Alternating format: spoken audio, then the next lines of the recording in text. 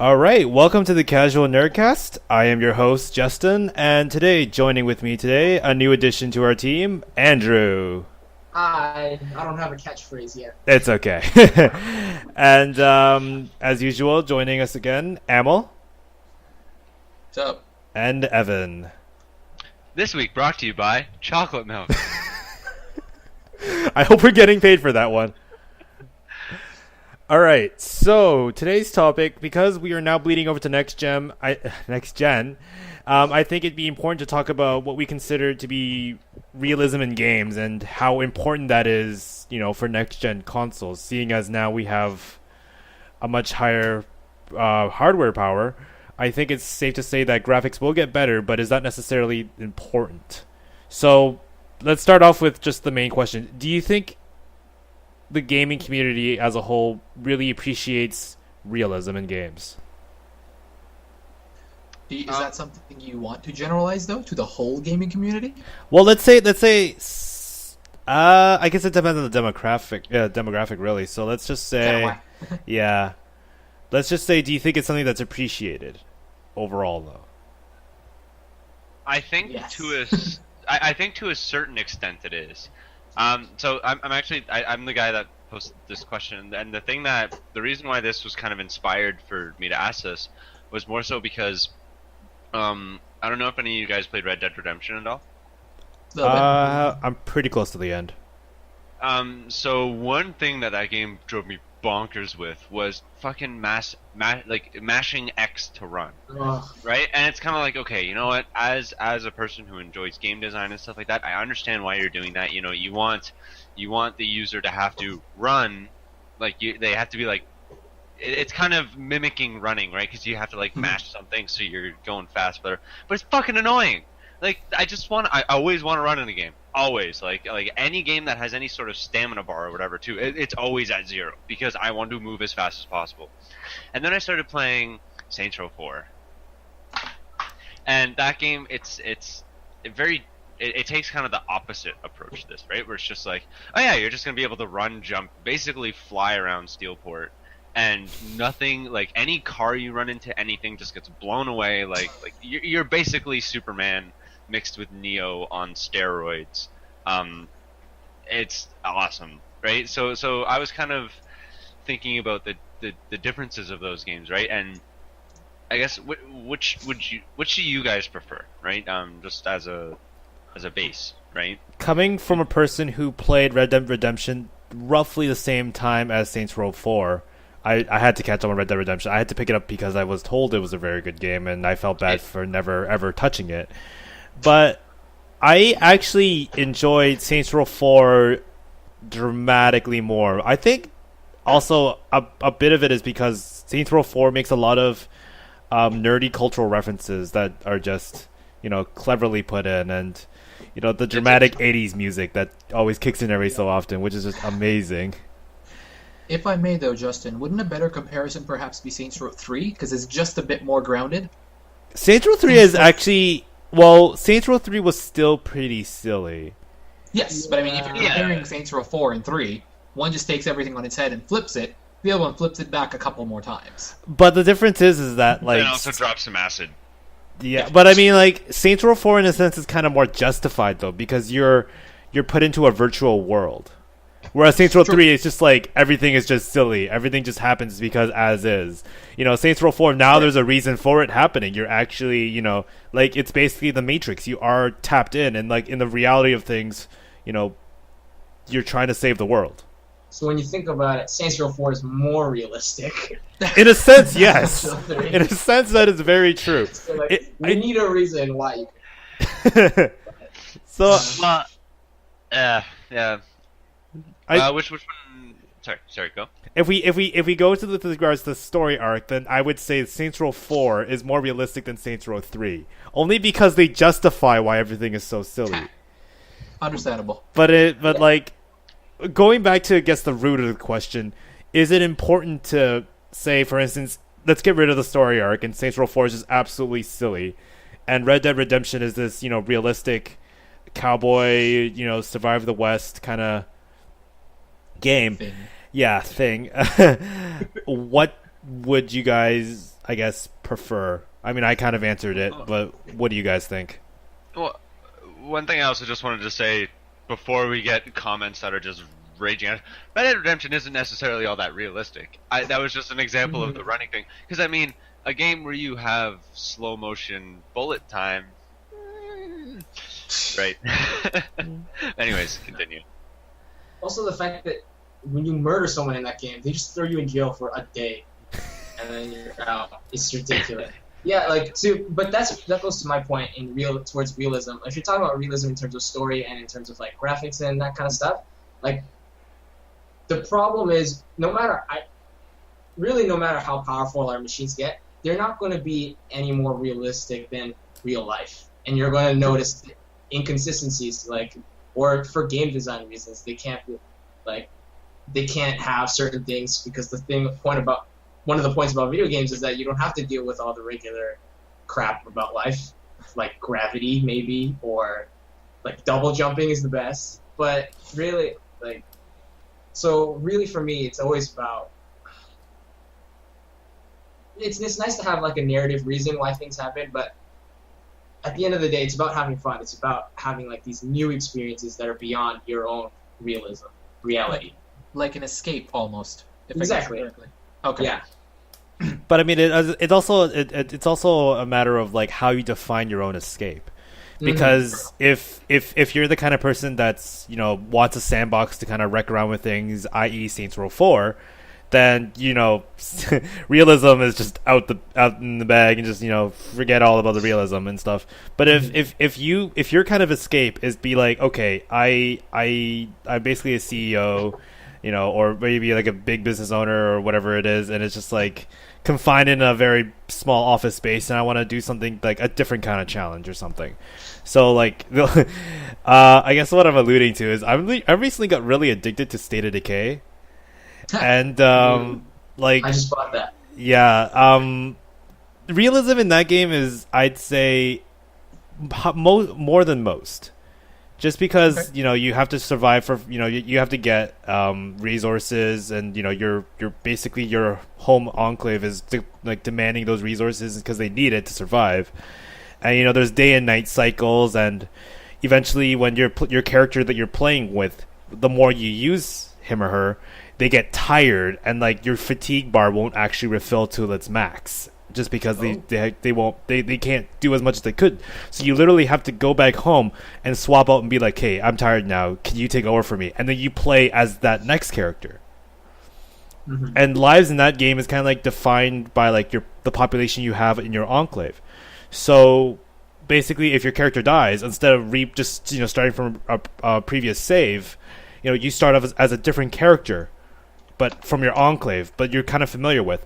And on top of that, your enclave is all like a bit more demoralized because, they lost an ally, and you have to go and find your ally's body to kind of find the resources, supplies they had. So that in itself, there are a lot of degrees of realism to that game. And I guess, the question is whether or not you want to, play through a living hell versus, having, a little sandbox fun. I think one of the dangers of realism in games too is that it's kind of the uncanny valley effect, right? Where like the closer you get to realistic anything, the more obvious it is that it's not right. That there's imperfections. Exactly. So if you have a game, I'm trying to think of one, but it's difficult. I don't know. So I don't know, like Fallout or something, right? Where you have all these different things that are working together, and you kind of get sold into this world, but then all of a sudden it's just like, you hit that invisible wall, or there's something that you can't pick up, or there's like those one things, and then it just totally takes you out, and it makes it that much worse. Breaks your immersion, yeah. But then in a game like Saints Row, if I run into an invisible wall, it's like, well, fuck, I just like jumped over a 40-story building and was gliding and like sucker punched the president in the dick or something. I don't know, like it's just like, all right, well, that's fine.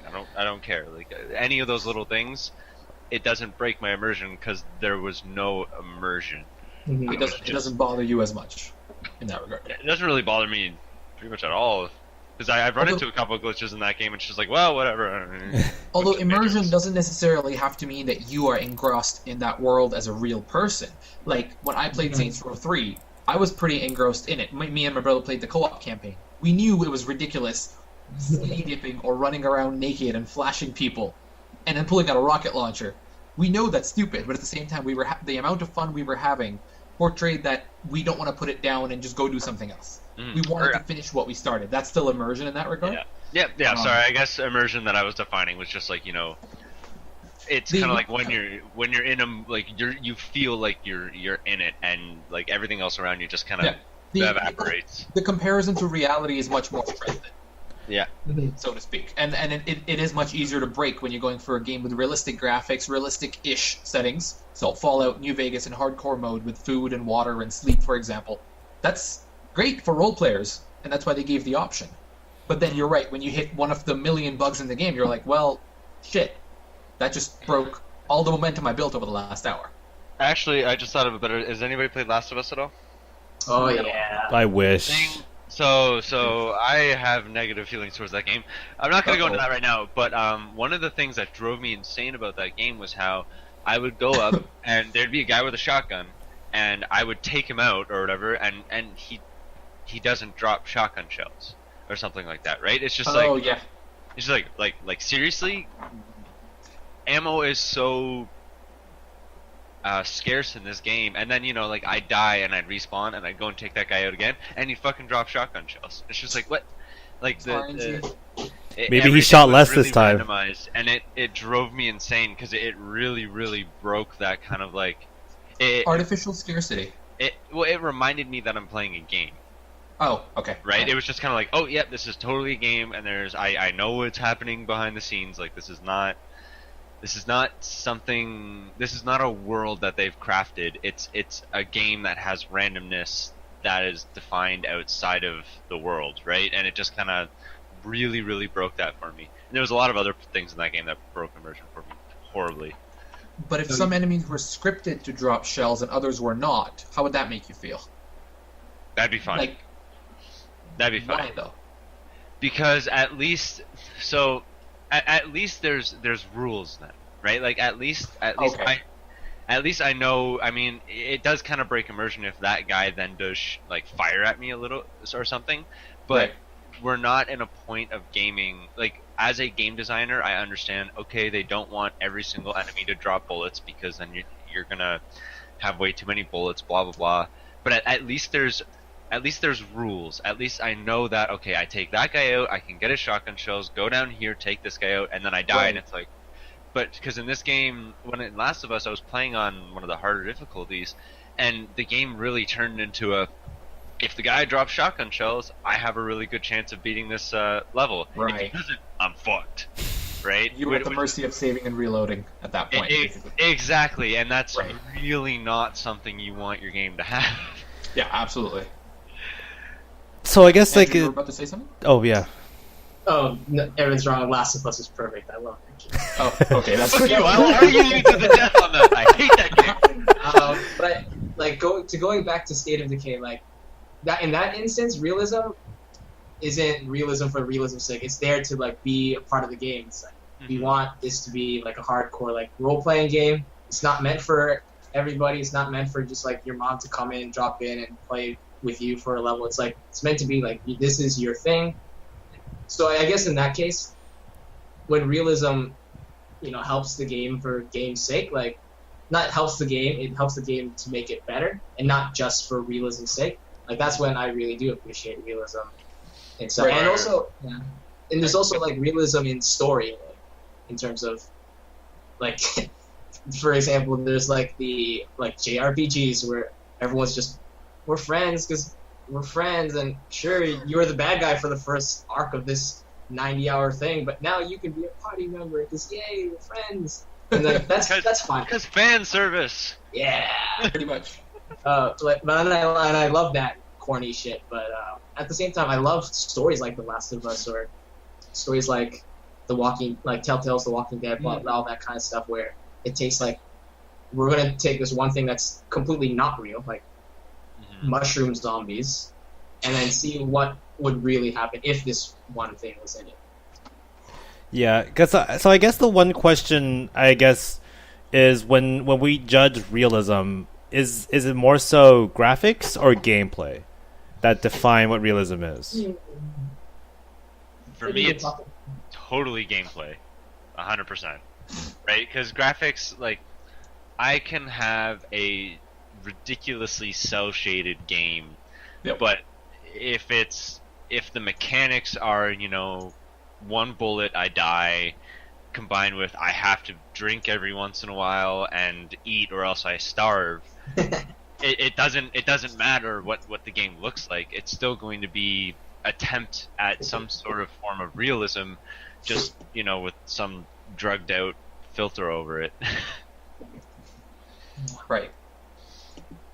What about you? Yeah. What do you guys think? I feel like I could play a game that looks terrible but plays really well.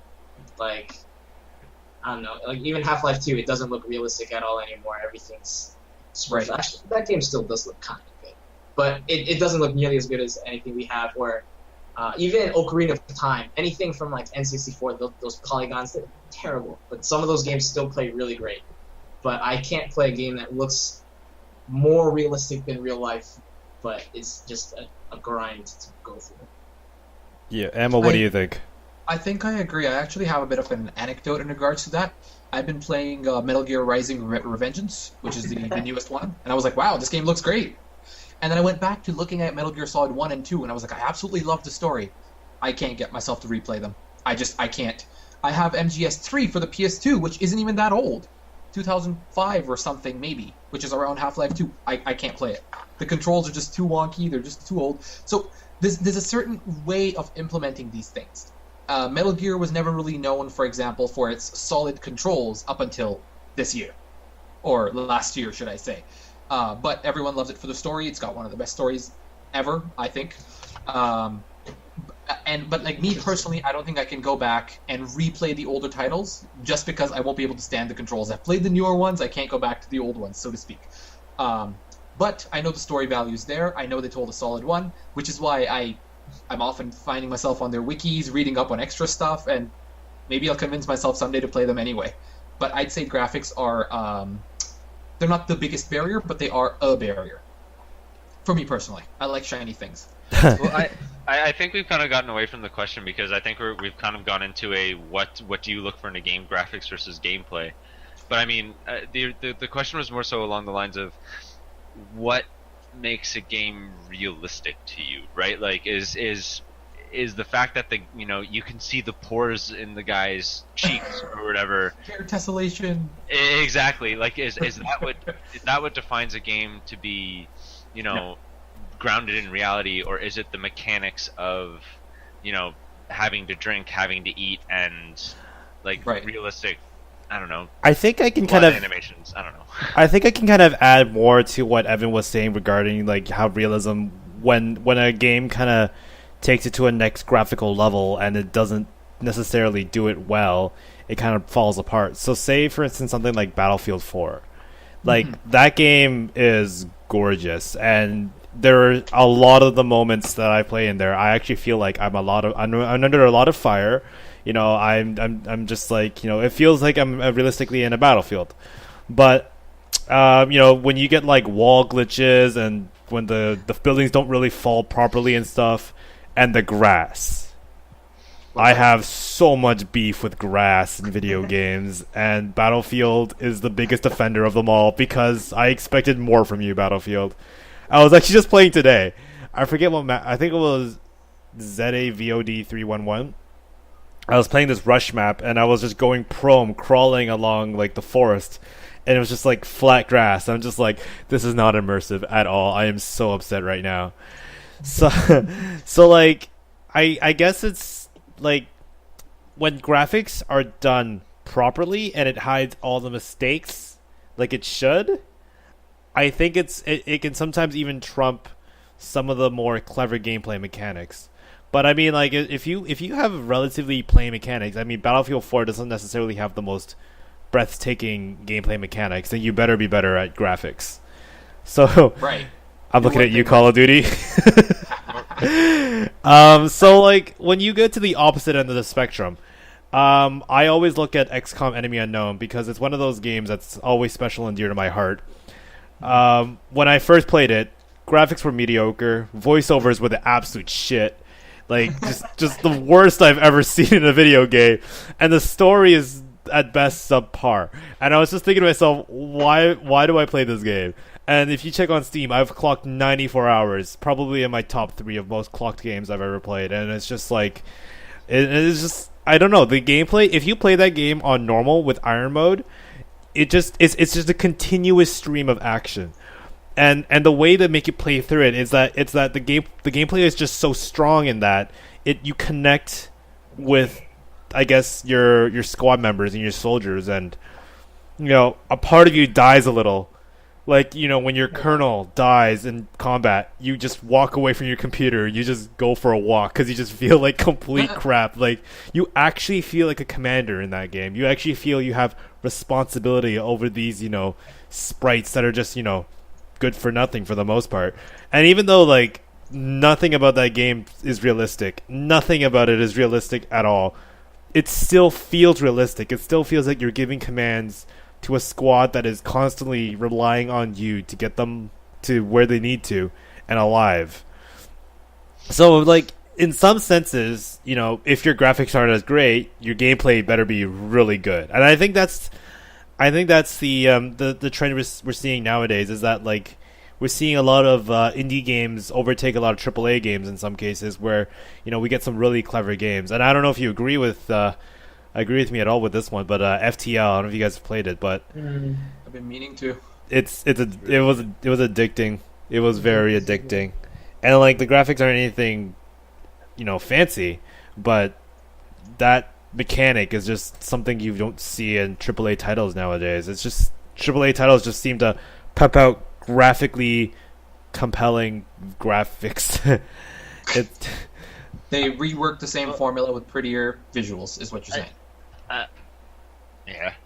I think another thing to point out as well is that one thing that can really sell somebody into a game is having them feel like they have agency over the world that they're playing in, right? So the fact that Spec Ops: The Line did this really, really well for me, where this game actually it let you, every single time that there was a decision in that game, it always gave you 2 obvious choices, right? But it was actually incredibly. There was a lot of points in that game where you could do, you know, any of 3 dozen other things if you could think about it, right? So if you could think of a choice that you wanted to make and it was within the realm of the gameplay mechanics, chances are it was doable in that game, right? So just in that fact, it's something that so have you guys played Spec Ops at all?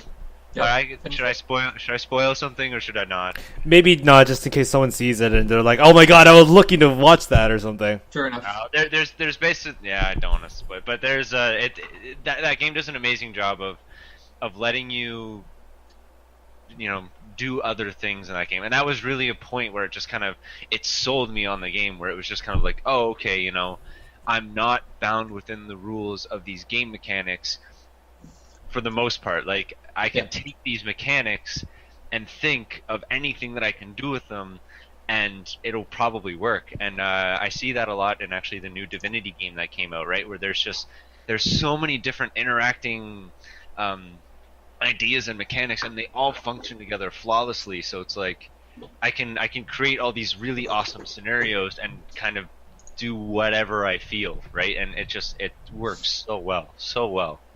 Yeah, and I guess you're alluding to the 3 endings that aren't obviously 3 endings. No, it's one of the points where you have to. Wait, there's 4? Okay, I have to re-look into this again. Oh god. Anyway, yeah, there's other stuff, but yeah, that's Anybody else have anything they want to say on the topic? No, I think we kind of covered the whole graphics versus realism thing. Excuse me. Cool. All right, so now let's continue on to, I guess, peripherals that may even add to say, your level of realism into the game. So nowadays, we're hearing a lot more about Oculus Rift. We're hearing a lot more about Project Morpheus. Now, do you think this is something that could potentially overtake the common convention of peripherals, or is this just another gimmick and you don't think it's just gonna hit the side burner like usually how things end up nowadays? Because it's just either controller or keyboard or mouse that doesn't really seem to have any more room for more things. What do you guys think? I think that when we first started playing video games, like, not when we first, but like as soon as like arcades and stuff, consoles, people always had a controller, and I don't know, there's nothing that has such good tactile feedback as a good controller or a mouse and keyboard if you're on the PC. And I think that Project Morpheus and Oculus Rift are great. I think that they'll do a lot of things outside of video gaming, though. They have ridiculous application in like just general science and medical things. Like there's so many applications for something like that could actually help improve things other than shooting a terrorist in the face. My biggest hope for it is that people put like Oculus Rift into classrooms. You do virtual tourism. You're teaching a history lesson about, I don't know, World War something, any of them, any history, and then you put the kids into it. Or we're going to do geography. We're going to learn about Vienna. You could just go to a virtual Vienna. I think that would be so cool. To be honest, though, what's really going to happen, people are just porn stuff, sex stuff. Rule 34. Yeah. Oh gosh. I think one other thing to think about too is that I kind of alluded. I talked about this last week on the podcast, but we've had a bunch of these motion control ideas come forth, like PlayStation Move, Kinect, and the Wii, and we haven't even taken full advantage of these things yet. Mm-hmm. Like every single time that there's been some sort of gimmick on a console, there's always been that killer app that just kind of goes like, okay, like this game cannot exist without this mechanic or this hardware thing. For the DS, for me, that was The World Ends With You, right? And for the Wii, I haven't really had it yet. Like every single game I play on the Wii, I would rather have a controller with, right? And actually, the only one that kind of jumped out to me is actually a really cool and innovative and actually could revolutionize the way that we play games is the Kinect, right? And you can already see how much of a backlash there is just because of Microsoft having to already get rid of it from their bundle package, right? Yeah. So the fact that Microsoft had to get rid of it because they weren't getting sales and people did not want to connect just kind of makes me really worry about Oculus Rift in terms of gameplay, right? Because it's just like, okay, as much as it could revolutionize everything and it could be amazing, I just don't think that people are willing to accept it, right? Because the Kinect is awesome. It is awesome. It just hasn't been utilized in the way that it could be yet. And people just don't want it. Scared of change? Or something? Scared of change, but I also think the Wii just kind of gave motion control a bad taste in everybody's mouth. Right? You hear motion control and you just go, it's stupid gimmicky stuff. But it's like, no, it can actually be really cool. It can actually be implemented in interesting ways. I don't think it should ever be the main thing in a game, but I think in terms of secondary things, it could completely blow the doors wide open in terms of gameplay innovation and stuff. Opens things up to a whole new bunch of possibilities. Exactly. With the ability to have it, right? Exactly. Right. I think the bigger issue at hand is that when they first demonstrated the Kinect, and more so, it's just the fact that they didn't really have anything, breathtaking. And I think this is alluding back to a previous podcast topic. I'm pretty sure that basically, we should definitely have innovative ideas, like at least a good 3 or 4 innovative ideas first before we introduce these new technologies. Because when you kind of force it on the consumer is now tasked with making an investment. But if they make an investment on something that actually has absolutely no return, it's like, what's the point? So at least with now with like Project Morpheus and Oculus Rift, we're seeing a lot of potential. We're seeing a lot of cool things coming out of it. But at the same time, it's Andrew brought up a good point that it's just we've been so used to controllers and keyboards. It's what's most comfortable to us with us right now. But if you put it into perspective, if you really think about it, isn't the most comfortable thing just doing things naturally like we usually do? Like if you pick up a pencil, it doesn't make sense to use a joystick or use a mouse to kind of hover around it until you can click for the mouse or for the pencil. It's like if you're boxing and you want to control the rate at which you're boxing, in some cases a mouse click is not necessarily a representation of the exact amount or in sync of how much you want to box. And that's the kind of thing I'm alluding to, is the fact that yes, they are responsive, and in some cases we are very much used to the fact that controllers and joysticks keyboards and mice, they've been with us for so long. But if you really think about it, they're actually not very natural. In fact, quite the exact opposite. And something like I don't know if you guys saw this, but I believe it was on the Jimmy Fallon show where they had Channing Tatum and one of the journalists from The Verge, and they brought in Project Morpheus and they hooked it up onto them.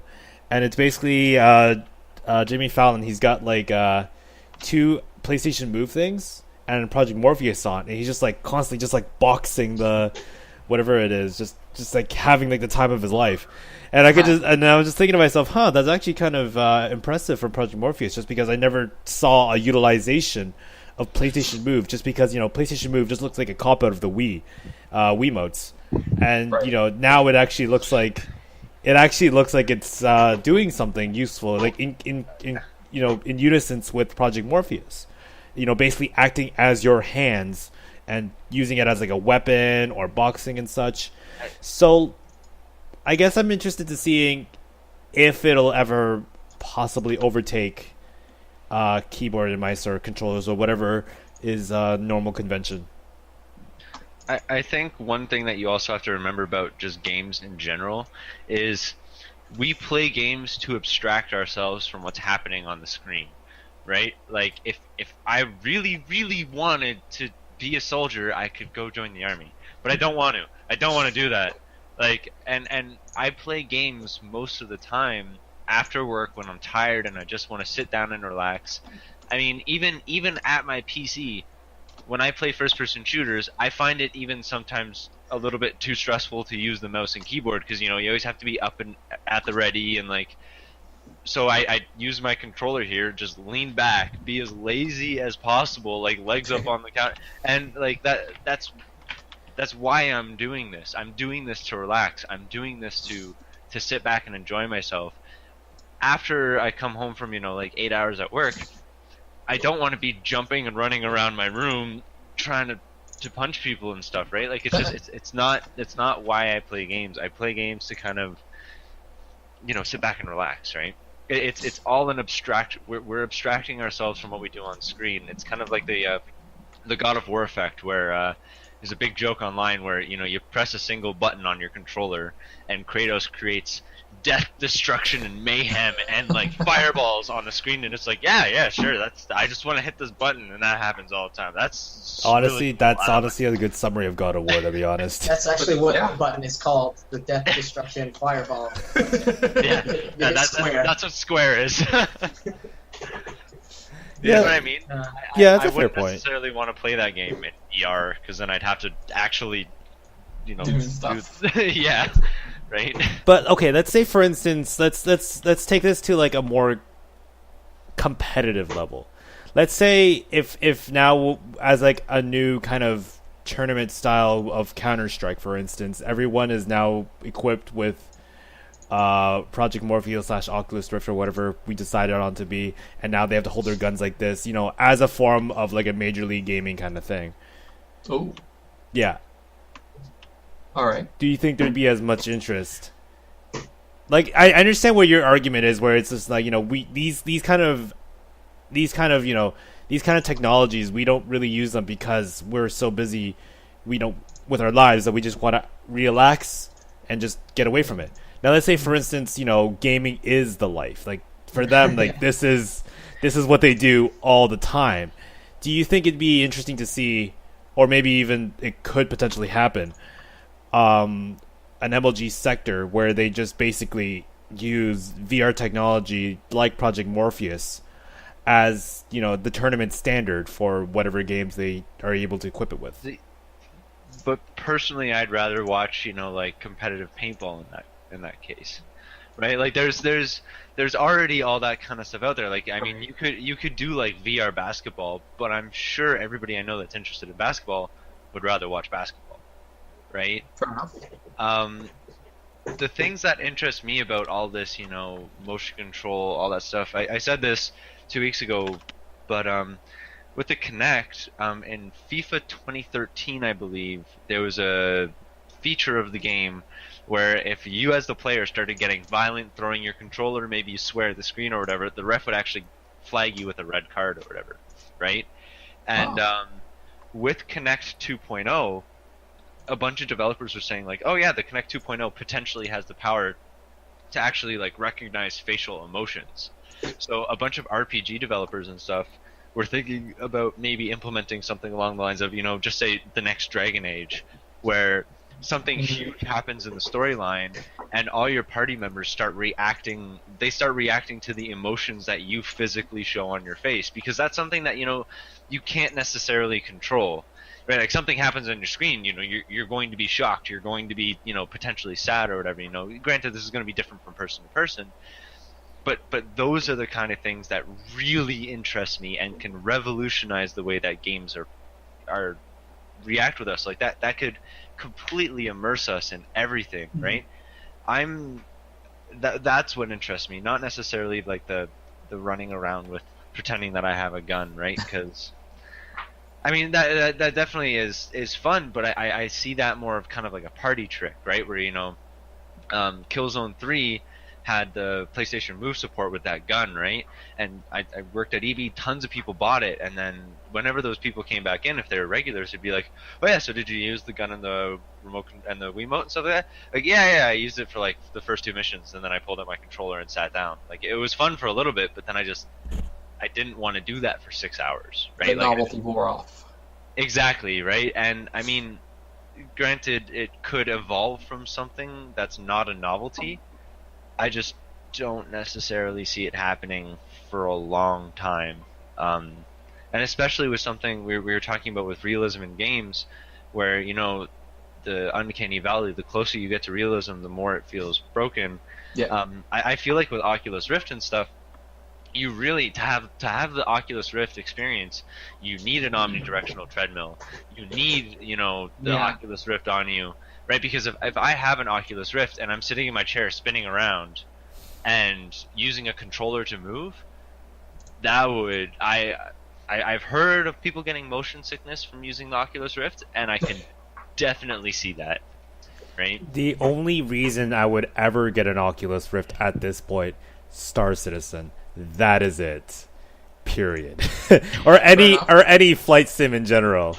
Like I know that exact problem that you're talking about, and I've actually expressed a lot of concern with that kind of thing. So it's I think you're right in the sense that I think more companies trying to bring you into the experience, I think they've already done enough. I think it should be backwards, like the way you said it. The game should be taking in your experience. I guess more so like you as a person into the game by kind of recording and the Kinect and all that stuff. I think that would probably be a better way to. I don't necessarily see Project Morpheus going anywhere. It seems like an advancement over the Wii and what it was trying to do, but it does seem a bit gimmicky though, because it does tire the person out. And yes, you are right, there are a lot of alternatives that can be done. If you really wanted to and you had the money to get a Project Morpheus and PlayStation Moves, you might as well just go to medieval times and swing around a sword or like you said, a paintball gun. That's not. I mean, I was more so just saying like with because you were talking about the professional right thing. It's just like, well, that already exists, and I mean, I'm kind of picturing it now in my head, a bunch of guys wearing Oculus Rifts running around with like Wii zappers, pointing and going pew pew, whatever, right? And then I'm picturing like a paintball, competitive paintball play, and to me that seems much more interesting to watch to me, like, right? Well, to perform, for that matter, no? Yeah, even that. I mean, like, Wii zappers definitely hurt less than paintballs, but I mean that's half the fun, right? For me at least. I don't know. No, I agree with you, personally at least. Yeah. Welts are definitely not something that everybody enjoys. All I right. guess at that point, laser tag becomes the same thing too. Yeah, that's a good Yeah. point. Yeah, I guess there's a bit of an issue that. So, do you think, with regards to realism in games, have we really reached a dead end with how real we can make games, and we're probably just going to be seeing reiterations or improvements, or just, I guess, better gameplay mechanics? What do you guys think? I think that's hard to say personally, considering 20 years ago they said they'd reached the cusp of gaming and it would never get better than this. And then 10 years ago they said the same thing, which was when Half-Life 2 was released. And then we compare that to now, and Half-Life is not nearly what the pinnacle of gaming is on first glance. So I'd say there's definitely room Yes, for The Last of improvement. Us. The Last of Us, man. He's No! the greatest game ever. No, I give a shit. So I I'd continue. I'd say there's room for improvement. I just can't see it. I don't know where it would come from. I never expected BF3. I never expected BF4. So I don't know what to expect. No, everyone expected BF4. Sorry. No one expected BF3. That's a fair point. No one expected like how well one turned out. Everyone else was like, "Yeah, this is the same thing." I think I think they would be similar to ask like, oh, movies are never going to get better than this, or like True. TV shows. Like those are storytelling devices for that. I don't think anyone would say like, oh, like movies are never going to get better than this now, or TV shows are never going to get better than that. I think people understand that those mediums can continue to grow. Storytelling can get better.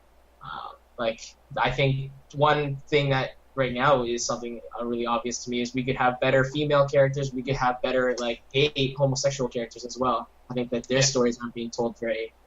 We actually talked about this a couple honestly. weeks ago. Oh, I missed it. Dang. No worries. But yeah, no, you're absolutely right.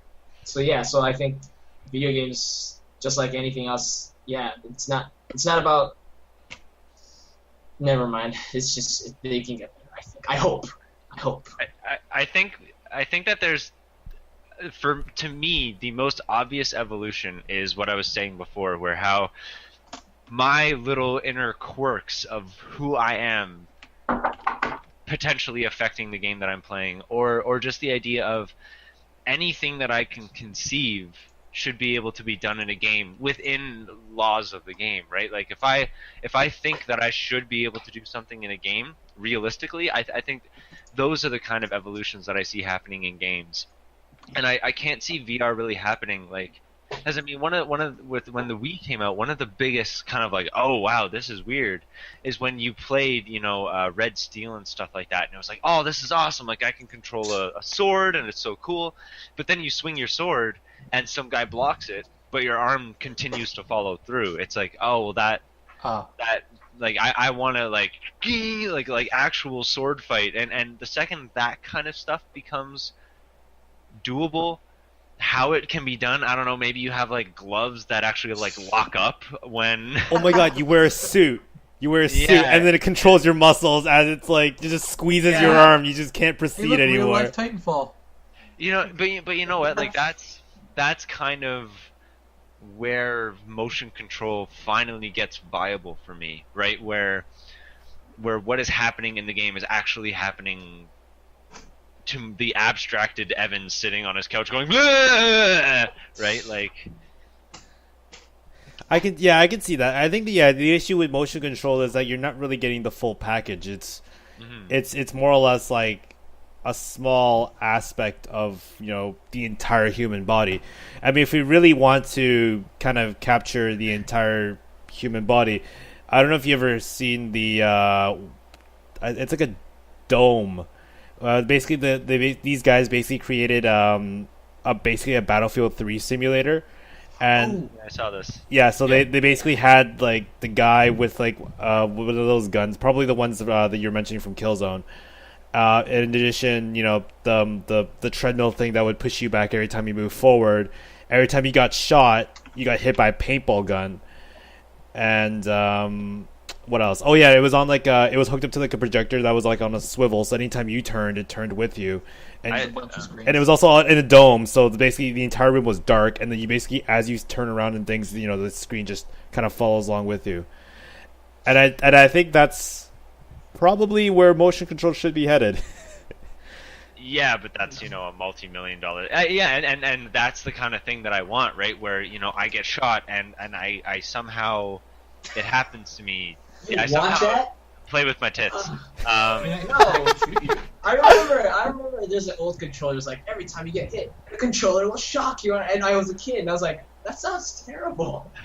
Well, I mean, I guess the thing I'm saying is that if I want motion control, I want it to completely sell me. I think if motion control can become that, I can see myself one Saturday going, hey, I'm going to go and play Battlefield in the, I don't know, Thunderdome or whatever it's called. The Thunderdome. But Evan, I think you're onto something here. But in the same way that one weekend I might choose like, hey, I'm going to go play paintball this weekend, right? Because it's something that I don't necessarily get to do all the time. It's really visceral. It's something that's fun. Yeah, there's a little bit of pain in it, but whatever, right? But I feel like I got away with myself at some point, and now I'm just speaking gibberish. But yeah, you guys know what I mean, right? Yeah, it's like, when we try to go for realistic experiences, if you want to play Real Steel, you might as well get noodles from like Walmart and swing it around with your friends. I'm pretty sure that swinging motion is much more realistic than Real Steel. And I guess if you want to play Killzone with a gun, just go play paintball. Like, I guess, like, if I definitely played paintball before. I played it once, and the most vivid memory that I had was I was on the second floor of a building, and I peered over, and it was just like splat right on my face, and I'm just like, God, thank God I was wearing a mask, because that guy has some accuracy. And I mean, Andrew, whenever I talk about Connect with you, you always bring up Dance Central, right? And Dance Central is a fantastic game for Connect. Like, that is probably the best, because you are actually dancing. Like you are doing the dancing act, and it's on screen. Like it is pretty much a 1-to-1 copy of dancing in a club without all the people laughing at me. Or people. I hate people. Yeah, exactly. Right, and I think the reason why that game did so well is because it was so early on in the Kinect life cycle. It was able to mimic a real life action so well. And this is the same with like Guitar Hero and Rock Band and stuff like that. Like, I mean, Right. Yes, I know with Guitar Hero you're not actually playing guitar, but That's you not how you feel, play guitar. but you feel like you're playing a guitar, regardless of if you're actually playing one, right?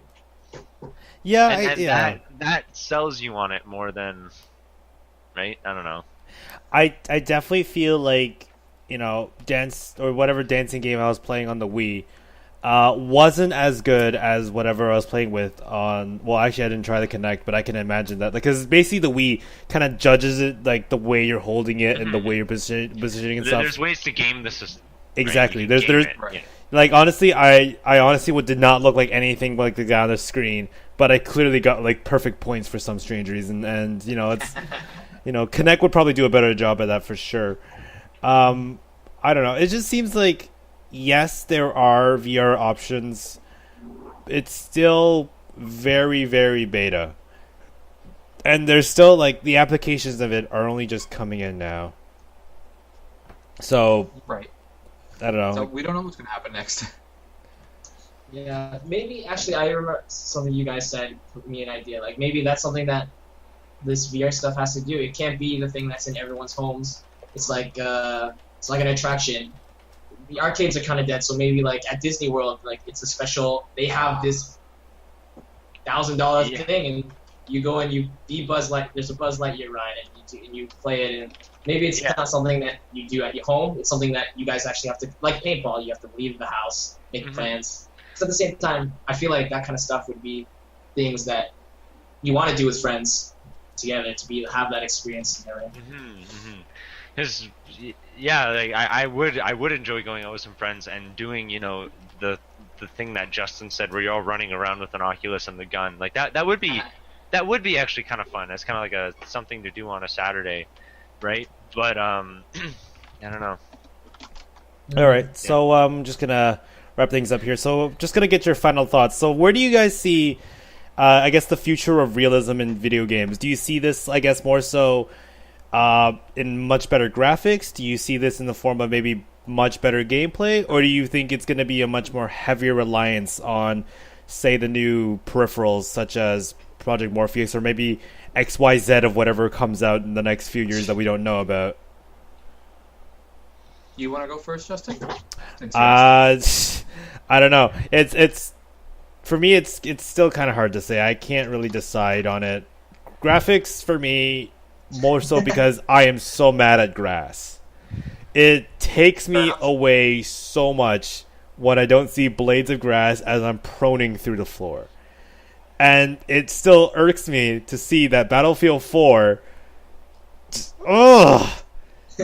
I need to see... 2014, with the best-in-class engine, they can't or don't... I know, it's... I need to play Crysis 3, because I think they do blades of grass. I'm not sure about that yet. I will get back to you all on that.